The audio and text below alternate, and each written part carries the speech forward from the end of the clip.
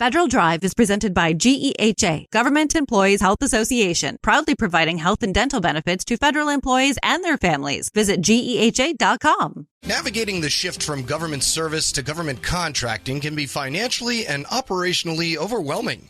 From managing cash flow to separating personal and business finances, new contractors face challenges that aren't always obvious at the start.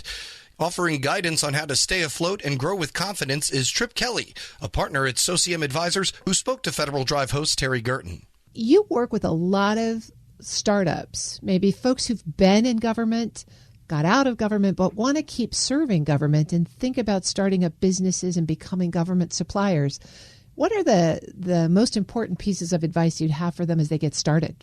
As you get started, I think it's just really important to make sure you're working with a group of attorneys, advisors, accountants that are familiar with serving the government client because of all the complexity that comes with compliance and auditing of serving the government customer appropriately and making sure you're running a quality business. And so one of the things, when you get started, you have this idea and it's you and your computer in your basement maybe. How do companies like this set up growth plans and how do they build so that they can manage scale?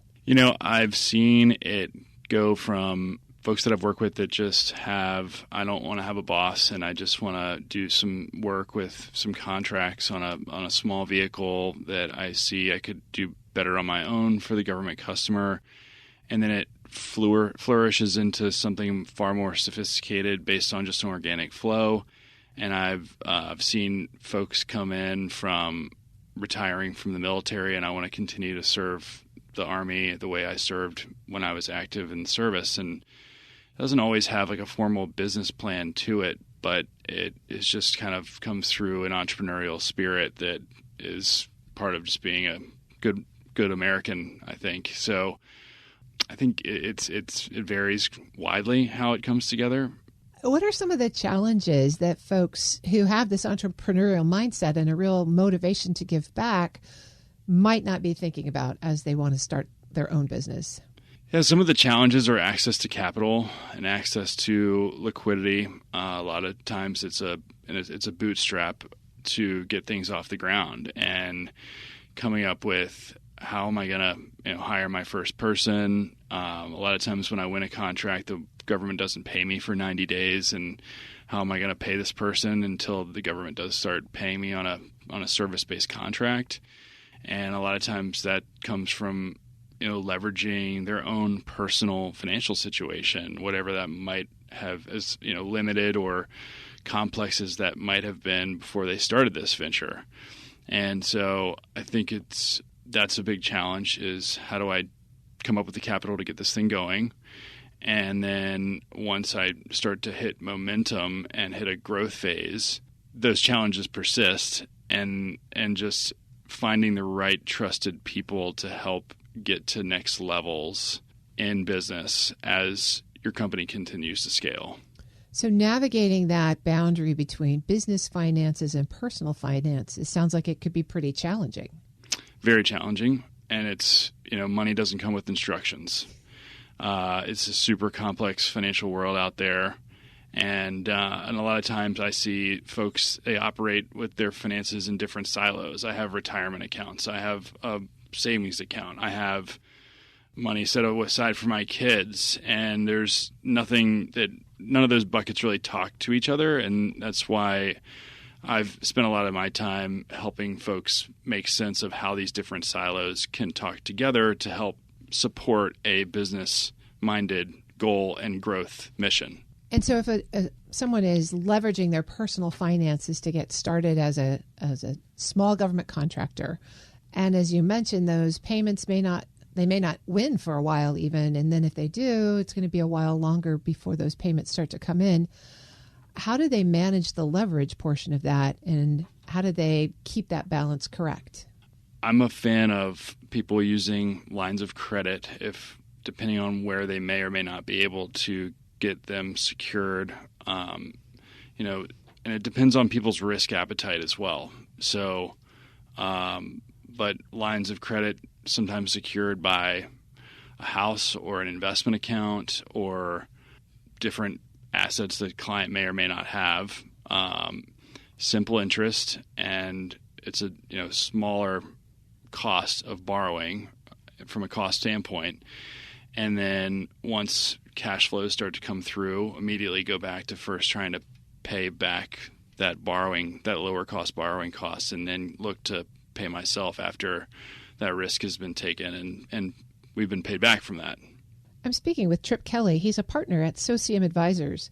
So that conversation is about startup, persons taking their savings and completely deployed it into starting up a new business. But along the way, let's say they're successful and they grow and now they have a pretty significant business. There's some new rules coming into play at the SBA that they might want to think about in terms of finance, correct? That's correct.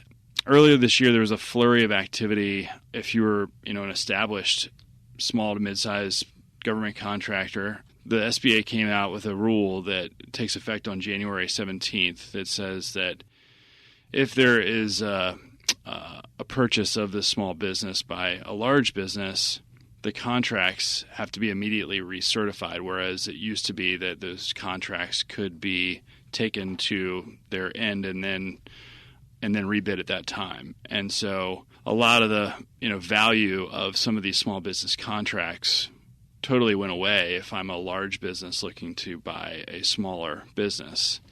And that doesn't necessarily make it bad, but it just totally shifts the options of how someone who took risk to scale a business can exit out of that business. Tell me more about that exit strategy. Well, I think another problem that I just see in this industry, and one of the challenges that any business owner faces, is they get in passionate about serving, and in this case, the government client. And they get in, they start having success, but they don't necessarily have an exit plan of how they can get out of the business. And there's a problem with the more we just plan on kind of being on the treadmill of grinding the business and not having a personal financial strategy, the less options we're going to have to exit that business at the end, because I might need to get more out of it because I didn't set enough aside for myself to be able to retire with dignity, educate my kids, whatever the financial goals might be. So with some of this rule change that just happened, some of the exit strategies that folks did have last year and up until the end of this year, they're going to go away. But they can now plan knowing that I need to just be more smart with my setting my cash flow and my profit aside that I do make from serving my government customer, and making sure that I'm aligning a certain amount of profit for myself, because I'm not going to have an option to sell. And is that small business rule then accelerating mergers and acquisitions contracts? It's gone. If you didn't find someone to marry up earlier this year, most of your M&A experts are full of people trying to exit before the end of the year. And you're going to have a really hard time finding an exit strategy before the end of the year with a quality advisor. So what does that mean these owners of small and mid-sized government contracting businesses should be thinking about as we go into October? As we go into October, I think another thing that I'm seeing is there's a lot of people that are continuing to focus on just solely small business contracts. And those contracts, you don't have as many options of what you can do with them now with this new rule. So it's always harder for smaller companies to go after prime and full and open opportunities.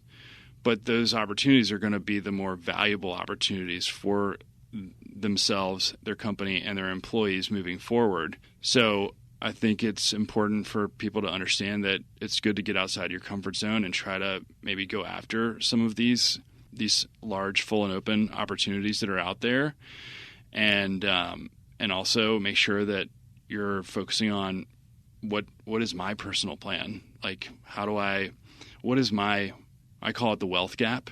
What's the difference between what I have set aside right now and what I need to secure my financial situation, and how do I close that gap with what I have right now on the books of my business? Trip Kelly is a partner at Socium Advisors. We'll post this interview at federalnewsnetwork.com/Federal Drive. Listen to the Federal Drive on your schedule. Subscribe wherever you get your podcasts.